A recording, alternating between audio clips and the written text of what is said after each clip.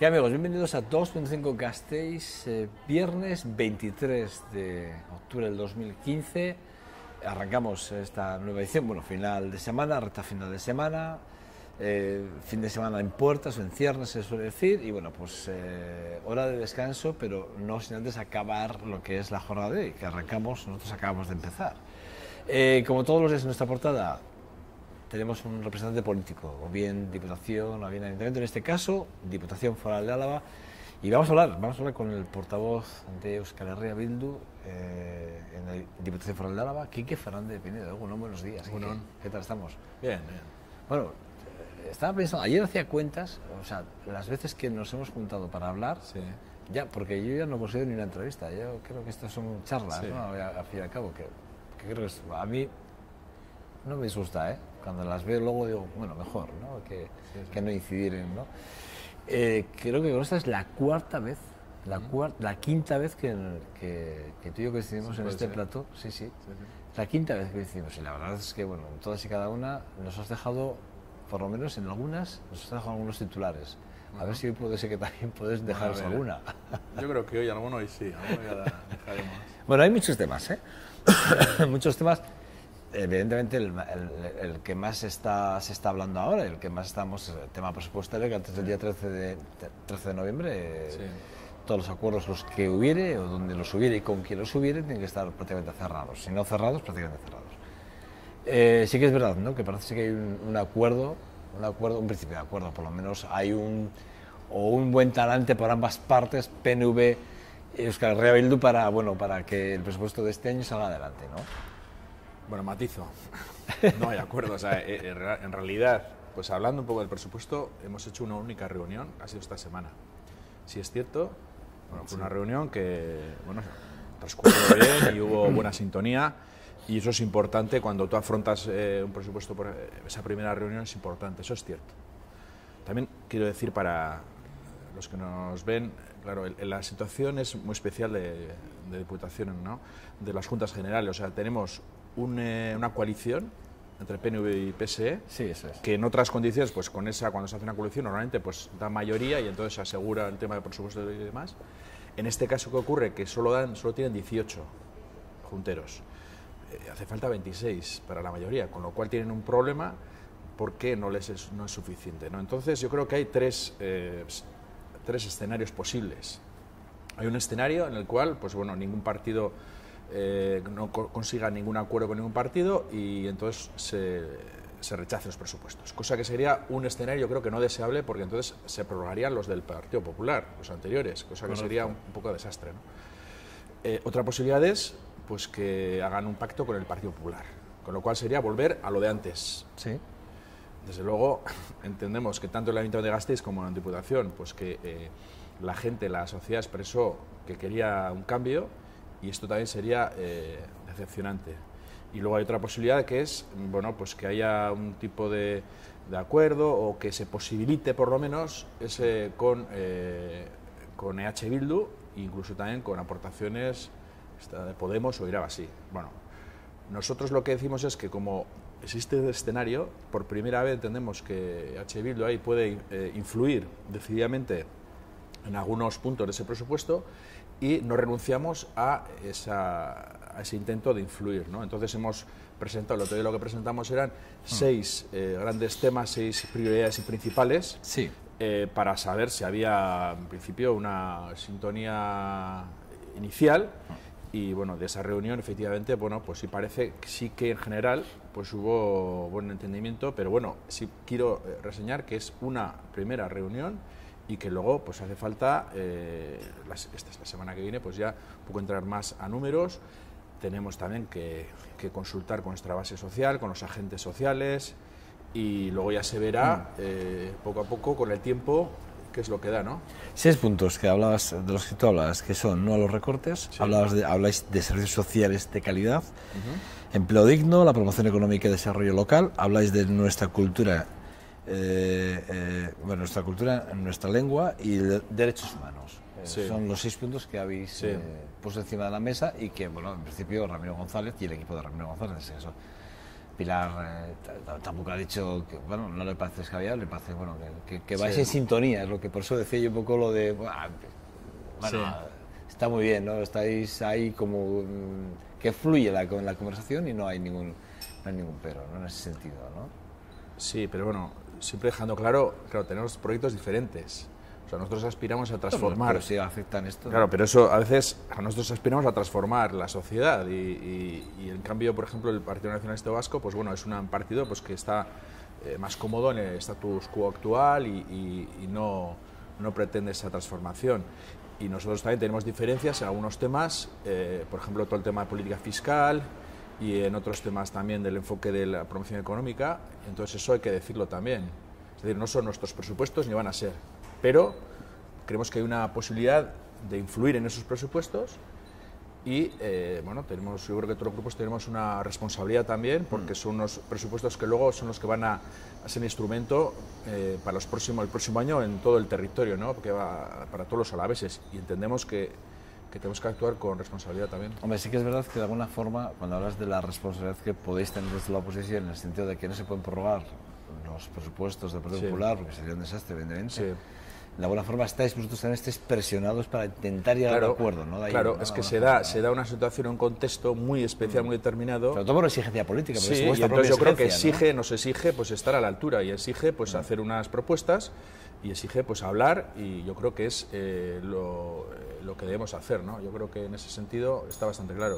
Una vez ya oído a los diputados con carteras, con responsabilidad dentro de la Diputación, lo que para ellos es su programa legislativo para sus próximos 4 años, junto con este primer presupuesto y la propuesta de Euskal Herria Bildu para sumarse a esta primera decisión de arrancar legislatura presupuestaria, ¿dónde están las diferencias? Quiero decir, ¿dónde se pueden ver los matices entre lo que realmente es la responsabilidad y lo que realmente es la obligación política, de alguna forma? Es la diferencia sobre todo a nivel práctico, o sea, a nivel ya un poco más concreto. Sí, por ejemplo. Sí. Bueno, pues efectivamente nosotros vimos las comparecencias y bueno, esperábamos algo más. Por ejemplo, esperábamos que venimos de un gobierno del Partido Popular en el cual creo que ha sido 4 años malos. O sea, creo que no se ha llevado una buena gestión en bastantes temas, no solo en el económico, y entonces sí que esperamos más novedades. Bueno, fue, digamos, unas presentaciones un tanto conservadoras en ese sentido, quizá porque todavía pues se está iniciando la legislatura, y por ejemplo temas como Hacienda, Hacienda, política fiscal, pues no presentaron demasiados cambios con respecto al Partido Popular. Y ahí, por ejemplo, tenemos una diferencia importante. Con el tema también de desarrollo económico, entendemos que no se pueden cometer los errores del pasado. O sea, no podemos hablar, cuando hablamos de promoción económica, de empleo y demás, no vamos a hacer lo de antes. O sea, no vamos a empezar a dar ayudas indiscriminadas a empresas sin control para que luego ocurra lo que está ocurriendo. En el último caso tenemos Arnova y otros bastantes ejemplos. Eso no puede volver a ocurrir. No puede ocurrir que cuando hablamos de logística, pues empecemos a hablar de que hay que crear nuevos polígonos cuando tenemos 2.400.000 metros cuadrados vacíos o en desuso de polígonos, y vale, ya no se puede plantear, venga, en Foronda el VIAP, que planteaba otros 110 millones, 54 hectáreas nuevas, cuando tenemos al lado Jundiz, la mitad vacío, y luego Miñano, que lo están enterrando. Entonces yo creo que usar la lógica. Por ejemplo, en eso también discrepamos.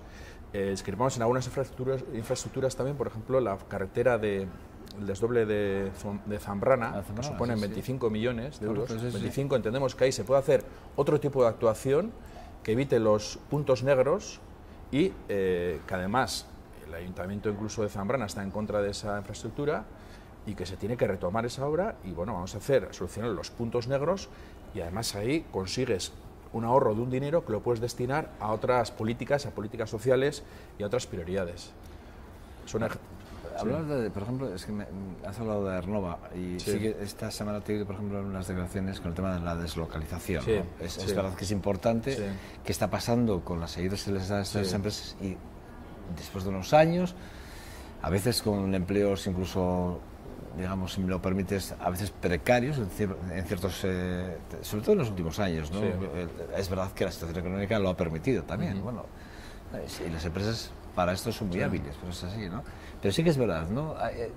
Parece que nadie le pone el que se abre el gato, ¿no? Se deslocalizan muchas empresas y muy rápidamente, de alguna forma, ¿no? Claro, es que, a ver, hay yo creo que dos errores que se han cometido y que nosotros lo que vamos a intentar es que eso se rectifique, ¿no? Uno ha sido, pues eso, ayudas indiscriminadas.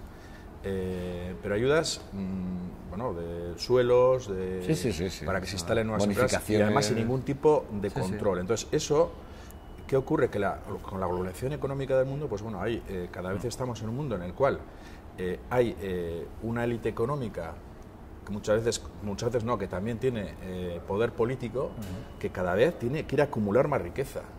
Y tenemos que un 1% de la población en este momento tiene casi como el resto, tiene igual que el resto de población. Y aquí, tanto en la época de bonanza como en la época de crisis, la gente, cada vez hay gente que está pasando lo peor, pero los ricos cada vez son más ricos. Y entonces, ¿por qué? Porque se favorece este tipo de políticas y entonces entendemos que tiene que haber un control. Si se da una ayuda a una empresa, tiene que haber luego un control de que, oye, tú luego no puedes hacer, para sacar más dinero, irte a otro lugar, echar a los trabajadores y encima no devolver la ayuda. Eso no puede ser. Bueno, y entonces ahí entendemos que ese tipo de cosas pues son hirientes, ¿no? Y luego también hay que apostar, cuando hablamos de recuperación económica, cuando hablamos de promoción económica, entendemos que hay que hablar con los verdaderos agentes, sujetos tienen que ser los agentes sociales del territorio. Hay que hablar con los sindicatos, hay que hablar con las comarcas, con ver las necesidades reales que tienes, apostar por la innovación, apostar por la formación y luego hacer un desarrollo que aporte al territorio. Entonces, una empresa que le das un montón de ayudas que luego encima se deslocaliza no está aportando demasiado y creemos que ha sido un error. Luego otro tema es el tema del impuesto de sociedades, que para favorecer... Iba a ir ahí, ¿no? Con el tema del impuesto de sociedades económicas, que tanto debate ha habido, ¿verdad? Entre es que hay el IAE y las sociedades. Y yo, sin embargo, esta semana está proponiendo, no sé si lo has oído algún día, pero sí que he hablado, ¿no?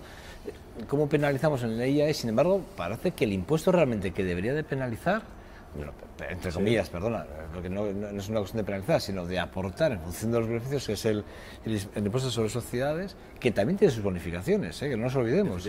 Bueno, que si hablamos de los asientos contables que se pueden hacer a través del impuesto, eso es para hacer una revisión importante. Ya, estamos de acuerdo en que nos parece más interesante un impuesto de sociedades, una revisión del impuesto de sociedades, cargando sobre todo los beneficios de las empresas. No estamos de acuerdo. Yo creo que hay que hacer dos cosas. Eso, cargar sobre esos beneficios y, en segundo lugar, el tema de las bonificaciones, que ahora hay un descontrol total, regularlo. Es decir, que no puede ser, vale, si tú creas empleo, vale, pues te damos unas bonificaciones, pero lo que no puede ser es, como ocurre en este momento, que con la ingeniería fiscal de algunas empresas, de las grandes empresas sobre todo, acaban no pagando nada. Acaban pagando un 1%. Cuando entonces no puede ser que un trabajador esté pagando vía IRPF, vía IVA, esté pagando un montón y luego que una gran empresa que está sacando beneficios no pague nada. ¿Habéis hecho una propuesta en ese sentido?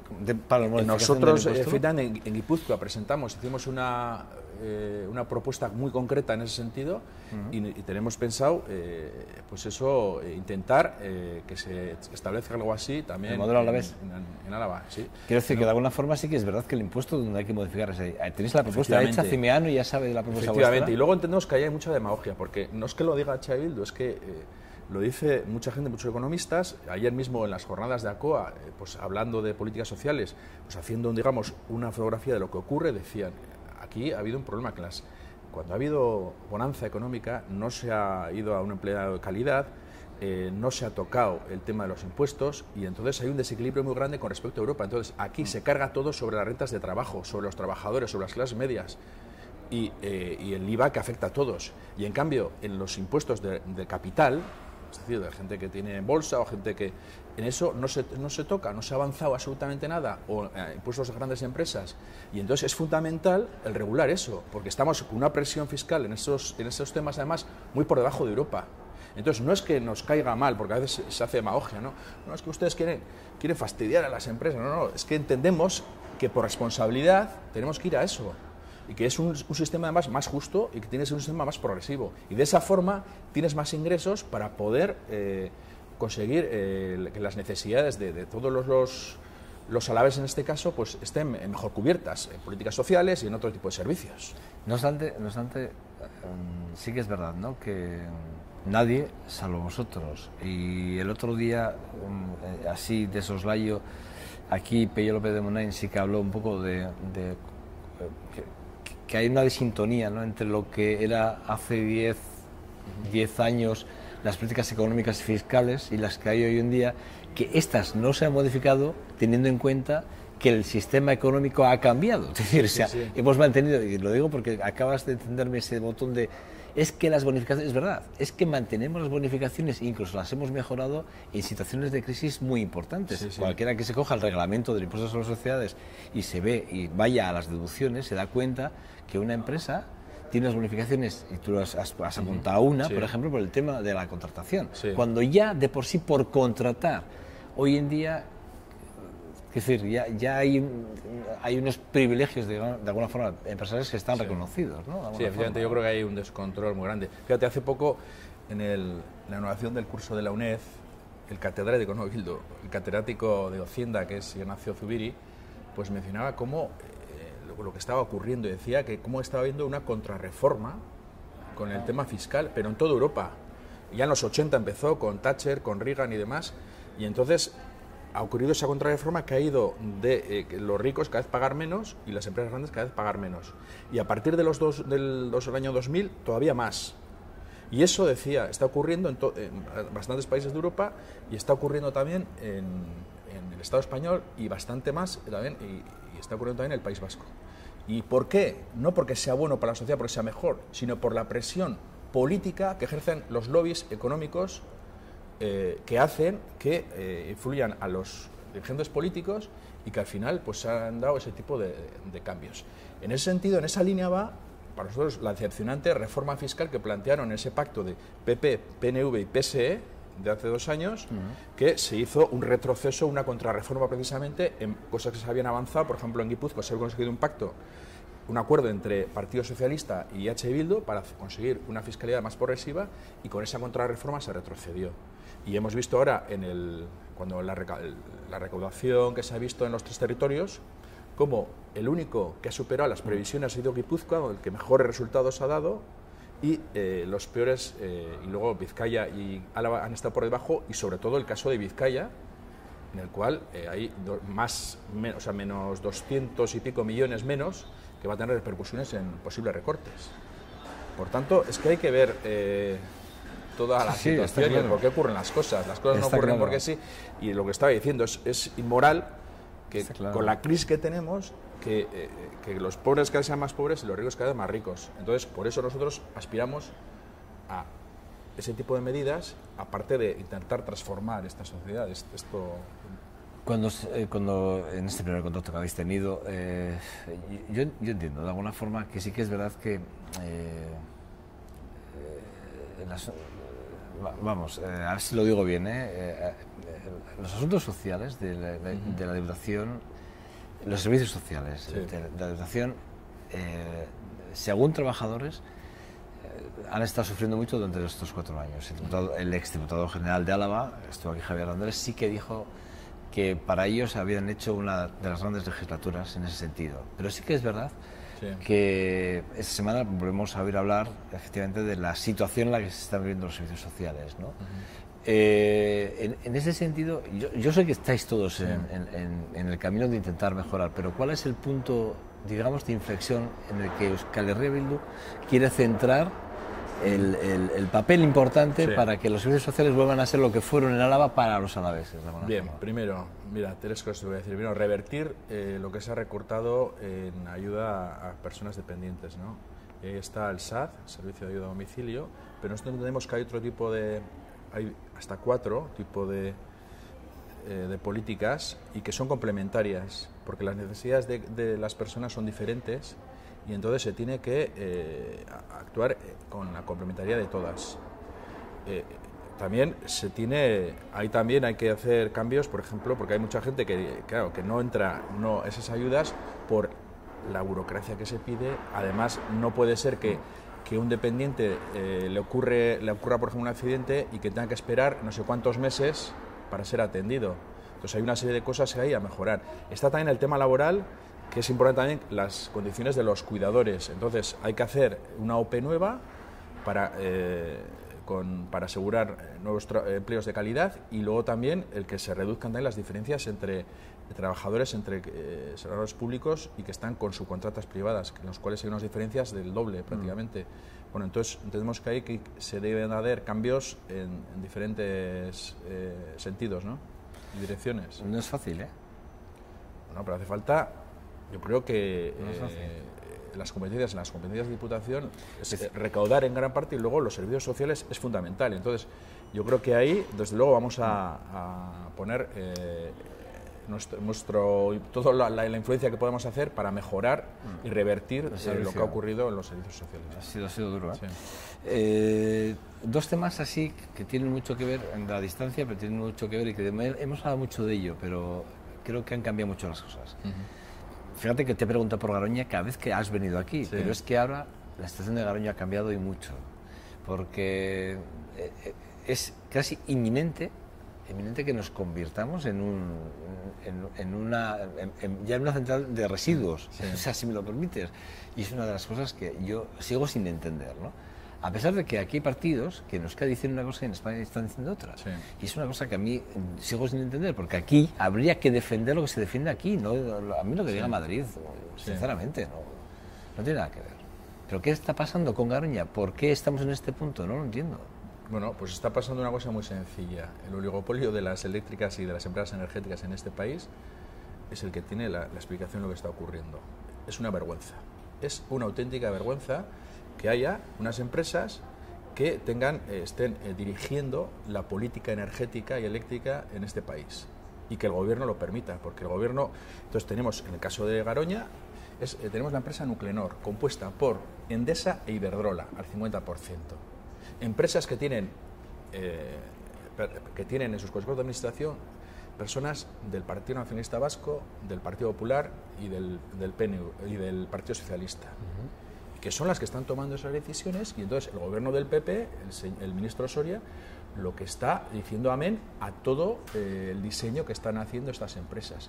Entonces, aquí ves lo poco que pintamos en este sentido los ciudadanos, y esa perversión en este caso de estas empresas, que tienen más poder que incluso que los representantes políticos. Y entonces es una vergüenza, primero, el intento que tenían de reabrir Garoña, a pesar de la oposición de la mayoría de la sociedad, y luego ahora en este caso esta nueva propuesta de cementerio nuclear, que es una información además que puede afectar mucho y que de la cual no se sabe bien poco, y que además lo quieren hacer por la puerta de atrás. Y bueno, pues otra política, otro ejemplo, pues de lo que no se debe permitir, ¿no?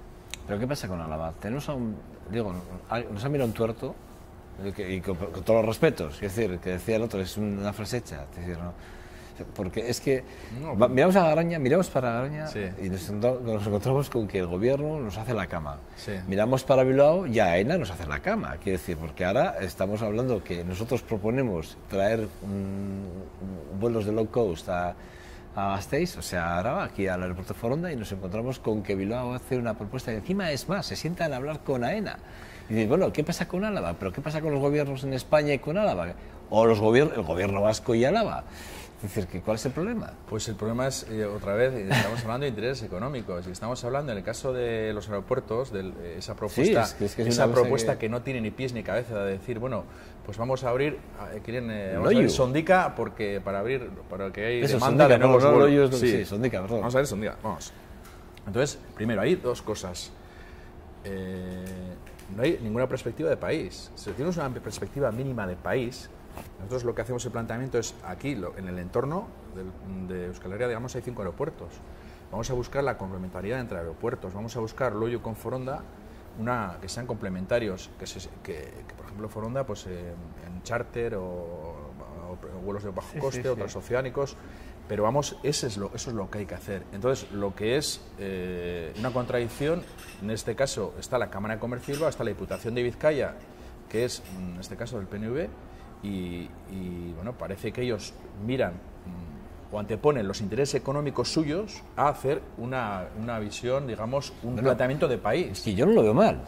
Pero es que lo nuestro, y nosotros que donde miramos, y el ocurre? gobierno vasco cómo interfiere. Claro, entonces estamos con aquí, el que tiene más poder económico y político, pues es el que toma las decisiones, y eso no puede ser. Entonces, en Vizcaya, como en este caso, pues bueno, está Loio y hay el poder económico, digamos, en gran parte está ahí, pues no puede ser que entonces esas decisiones pues se tomen ahí, ¿no? Entonces yo creo que ahí está el papel de la política, de los políticos, y entendemos que se tiene que hacer por el interés de todos los ciudadanos, y se tiene que hacer usando la razón, la lógica y con una perspectiva de país.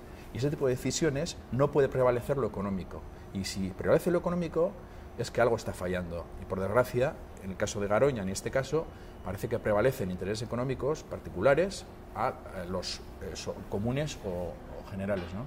Fíjate tú, es que te he comentado dos, pero fíjate, estamos hablando además de transferencias claras, ¿eh? Porque AENA está claro que estamos hablando de transporte, pero también podemos hablar del transporte cuando hablamos de Adif, ¿no? Sí. El famoso corredor que claro, que tampoco podemos, y es una demanda vuestra, ¿no? Y en el programa para unir los extremos. Miranda con Alsasua. Eso es. Y que haga en Gasteiz, ¿sabes? La función de tranvía. Eso es. Bueno, ya es un ahorro de coste. Un ahorro de coste. Tremendo. Haces una labor social y es, pues eso, utilizar de una forma más racional pues un servicio, el tema del transporte, la movilidad, que es fundamental. Y además yo creo que es una demanda, no lo hacemos solo nosotros. ACUA ayer precisamente también insistían para ello lo importante que es para la estamos uniendo territorio, claro. Es decir, entonces lo que le falta es un planteamiento atrevido y entonces pero Adif, pero es que lo que estamos en la luna es que Adif ya ha dicho que no, pero no solo es ahí Adif, es Adif, y por ahora también ha sido decepcionante la postura del gobierno vasco, que en este tema, por ejemplo, pues entendemos que no ha hecho lo que se debería hacer, estudiarlo en profundidad e intentar pues hacer una propuesta. ¿Por qué crees tú que no la quiere estudiar el gobierno vasco? ¿Cuál es el interés que puede tener el gobierno vasco en no estudiar esa opción, esa vía? Cuando estamos hablando que ahora se debate, ¿no? Lo del BRT, tranvía, el coste del tranvía, lo que supone el tranvía para Gasteiz, el BRT, con todo este debate, ¿por qué no tienen en cuenta esa otra Pues ahí discrepamos, por ejemplo, el gobierno vasco en las prioridades con respecto a la movilidad, porque ellos han puesto toda su prioridad y la única prioridad en el tren de alta velocidad. Un tren, como sabemos, al final no va a ser de alta velocidad, va a ser un tren como una vía un poco más rápido, que no va a unir las comarcas, sino que va a unir capitales, y que además no tiene unión, no va a tener unión de momento, por ejemplo, hacia el norte ni hacia el sur. Y están obsesionados, obcecados, solo con ese proyecto, y entonces un proyecto como este, que es más económico y más social, pues lo consideran como de no prioritario, y hasta ahora es lo que ha ocurrido. Entonces nosotros ahí sí que vamos a incidir en que se tiene que retomar este proyecto, tiene que ser tan prioritario. Y, por ejemplo, es una de las cosas que en esta legislatura vamos a intentar que se revierta. ¿Creéis que podéis influir en este sentido, teniendo en cuenta además dos cosas? Bueno, tres, si me permites. Primero, que tenemos las próximas elecciones nacionales el día 20 de diciembre, que seguidamente vienen las elecciones autonómicas, y que entiendo que ahí va a jugar muchos papeles las negociaciones que se puedan de aquí a final de año. Sí. Y las posibles antes de la salida del gobierno del PNV, ¿no? De alguna forma. ¿Creéis que ahí podéis incidir? Pues sí, pero efectivamente todo eso va a afectar, es decir, eso es así. Nosotros no queremos hacer cosas raras, nosotros queremos lo más transparente posible, lo más coherente posible, y consultando también con participación de nuestra base social, pues hacer las cosas. Y en este sentido decimos, los presupuestos no son nuestros presupuestos, no lo vamos a modificar como nos gustaría, eso lo decimos ya. Pero en este momento, por ejemplo, pues entendemos que hay una responsabilidad y que, bueno, podemos influir. Vamos a intentarlo, vamos a ver luego cómo se desarrolla. Todavía estamos en los inicios, ¿no? Y posteriormente también, pues vamos a ver cómo transcurren las cosas. Pero nosotros vamos a intentar ser en eso coherentes, y entonces tenemos claro, hemos dicho, cuáles son nuestras prioridades, y porque todo lo que entendamos que sea bueno para no solo para nuestra visión, sino para en general para el territorio, para los habitantes de Araba, pues lo vamos a apoyar, pero siempre... acaba. No, pues eso, siempre con yo creo que será ahí coherente, y no puedes hacer cosas raras, ni entrar en el cambio de cromos, ni cosas de ese estilo, ¿no? O sea, por ejemplo, aquí no vamos a pedir nosotros oye, para nuestros ayuntamientos, vale, como se ha hecho mucho, ese clientelismo. Es que eso me interesa. Bien, pues no saber, vamos a hacer, eso ya te lo digo, en ningún caso vamos a hacer eso, de decir, bueno, tenemos aquí nuestros ayuntamientos de Bildu, queremos tanto dinero para este proyecto en nuestros ayuntamientos. Esa forma de hacer política, desde luego, no la queremos ni no lo vamos a hacer. Estamos planteando otro tipo de medidas, unas medidas generales, y que entendemos que son una mejora para la sociedad. Sí que es verdad, que de alguna forma hay que cambiar la situación en la que estamos viviendo, y sobre todo yo creo que los alaveses y los gasistarras tenemos que dejarnos de mirar al ombligo y quitarnos ese complejo de inferioridad que tenemos, o de complejo que tenemos con respecto a las provincias limítrofes, que es una tontería, quiero decir. Y no es porque aquel lo tenga, yo quiero tenerlo. No es una cuestión de que como aquel lo tenga, yo lo quiero tener. No es una cuestión de que, joder, es que tienes... A ver, tú tienes... como se suele decir, el aporte... nosotros aportamos, ¿no? Al País Vasco aportamos. Pues de la misma forma que queremos que aportamos y pedimos que se nos revierta, pues que se nos revierta para que se nos tenga en cuenta, ¿no? Y a veces parece ser que esto no es así, ¿eh? Sí, estoy de acuerdo. Y además tenemos una cosa que no tienen los otros territorios. Nosotros tenemos... por ejemplo, espacios naturales y la idiosincrasia, digamos, del territorio de los pueblos. Tenemos 340 concejos y pueblos pequeños, tenemos espacios agrícolas, tenemos espacios naturales, y todo eso a veces no nos damos cuenta de lo que tenemos. Todo eso es lo que hay que partir de ahí, de poner en valor todo eso y hacer un desarrollo socioeconómico equilibrado, sostenible, y yo creo que a veces hay que saber valorar eso que tienes y partir de eso. Y efectivamente a veces pues caemos en el tema de los complejos. Está claro. Sí que es cierto también que las decisiones, que el tema económico y demás, a veces hay lo que te decía, ¿no? Que esas élites económicas pues son las que deciden, no por el interés de todos los ciudadanos de la ciudadanía, sino por intereses concretos, y eso también nosotros de los de H. Bildu queremos acabar con todo ello, ¿no? Así se puede. O intentar. Difícil, tenéis. Para acabar, porque no tengo más tiempo, pero sí que es verdad que me apetecería hablar del CEC. Este es un debate que de aquí a las elecciones ya nadie lo va a tocar. Yo creo que ya todo el mundo, cuidado con el tema de los montes de Vitoria, cuidado. El otro día yo oía unas declaraciones al alcalde, a Urtaran, en el que hablaba de que como hay que redensificar y no se prevé el crecimiento por cuestiones económicas, pues que el CEC es suficiente para proteger. A mí no me pareció una declaración... O sea, no me pareció lo suficientemente, quiero decir, o sea, como vamos a redensificar, bueno, como no vamos a crecer hacia adentro, lo hace fuera, pues no corre peligro los montes de Vitoria. Y yo pensé, hombre, vamos a ver, pero pensemos que algún día cambia otra vez la política de crecimiento, hay una posible incremento económico, es decir, se empieza a creer otra vez en la venta de suelo y empezamos a crecer. Bueno, yo sinceramente creo que en este tema se ha llevado una política, se ha hecho mucha demagogia y se ha mentido por parte del gobierno vasco en todo este tema, y no se ha jugado limpio.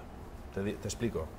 Había un proyecto inicial que era de 13.000 hectáreas, o sea, 13.000 metros cuadrados, perdón, 13.000 metros cuadrados. Entonces, lo que hacen es, por obligación desde Europa, de las zonas que son Natura 2000, tienen que pasar a ser CEC. Entonces, simplemente lo eliminan el Parque Natural, y la zona de Montes Altos de Vitoria, que estaba en protección de Natura 2000, pues tiene que ser CEC. Pero estamos hablando de 2.000 y pico metros, o sea, un 10%, y además de repente hacen un CEC para solo una zona, y entonces está a un lado y al otro, que está la misma masa forestal, son hayas y demás, y el resto se queda sin protección. Es decir, todo lo desde Montes de Vitoria hasta la cárcel de Zaballa, todo ese cordal se queda sin ningún tipo de protección. ¿Por qué? ¿Cómo se explica eso? O sea, no tiene explicación. Y además, en este caso, había unanimidad total en todos los grupos. Y además hicimos un esfuerzo porque se nos ha presentado una diatriba falsa, que era o el plan natural, o el plan de parque inicial, o no al parque. Y en el camino, en el 2012, se aprobó una moción por unanimidad en la cual se hizo un esfuerzo de decir: se ha hecho mal la gestión de este parque natural. ¿Por qué no? Y eso no se puede hacer. No se ha hablado con los concejos, no se ha hablado con los agricultores, ganaderos y demás. Y entonces eso no puede ser. Y se decidió una hoja de ruta en la cual pasaba por conseguir una solución consensuada con el sector agrario y ganadero, con todos los concejos, y en la cual fuera posible lo rural, la defensa de lo rural y la defensa de lo verde, ¿no? Y ese era el reto. Y entonces estamos en esa hoja de ruta y de repente esa hoja de ruta se ha metido en un cajón y de repente se dice que no, porque los concejos, cuando no, además no se ha contestado siquiera a las alegaciones que se presentaron, o sea, no se ha llevado los cauces normales. Y entonces vamos a retomar el tema y nosotros no queremos cosas raras, es que queremos que se mantenga como está, no queremos más, que se mantenga como está. Para ello sí que hay amenazas, que está el tema del fracking, está el tema de los eólicos y está las presiones urbanísticas que existen sobre el territorio. Por esa zona, la zona sur de Vitoria, hay unas presiones urbanísticas muy fuertes. Entonces, si no haces un tipo de protección, que estamos abiertos a que pueda ser una u otra. Sí, pero que haya una protección. Y que sea, que haya una protección para que se quede como está, es lo que pretendemos.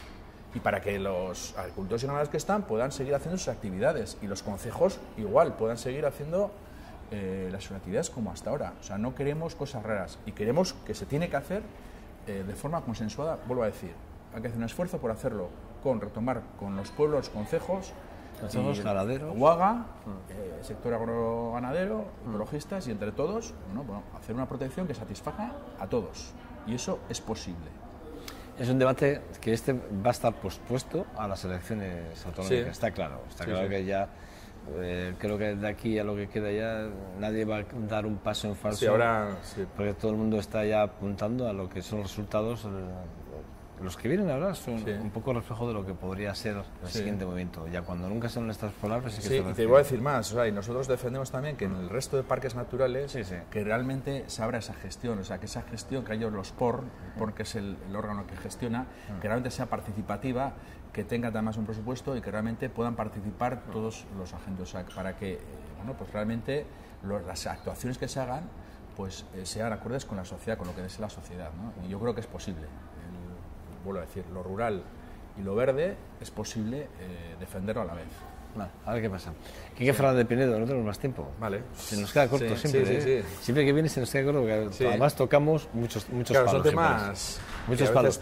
Pero a partir de ahora ya solo venimos para hablar de un tema. Uno o dos como mucho. Ya no hacemos un repaso así, que tampoco hemos hecho un gran repaso. Porque sí que es verdad que de los 6 puntos a mí me he quedado con ganas de, porque cuando te he hablado por el tema de fortalecer la estructura de las propias de lo que es el Instituto Foral de Bienestar Social, esa OPE que habéis propuesto, que también el PNV está en esa sintonía, también me hubiese gustado mucho hablar de esa, pero bueno, no hay más tiempo, pero hablaremos. Otros temas, ya el turicidio que ha habido también, por ejemplo, que hay que revertirlo por ejemplo. Y otros, No, temas muy interesantes, pero que vamos a estar en liza, que se dice, ¿vale? Muy bien. Quique Fernández Pinedo, representante, portavoz de Euskal Herria Bildu en Diputación Foral de Álava, y quien tiene una de las llaves más importantes para que el presupuesto de este año, sí, él lo sabe que la responsabilidad, por eso hablábamos de la presión responsable que tiene cara a estos presupuestos, sobre todo por no prolongar los del Partido Popular, que es lo que hemos dicho al principio. Bueno, pues muchas gracias. Vale, a ti, venga. Un abrazo. Bueno, nada, a ustedes pausa para la publicidad y regresamos en 2 segundos. Hasta ahora.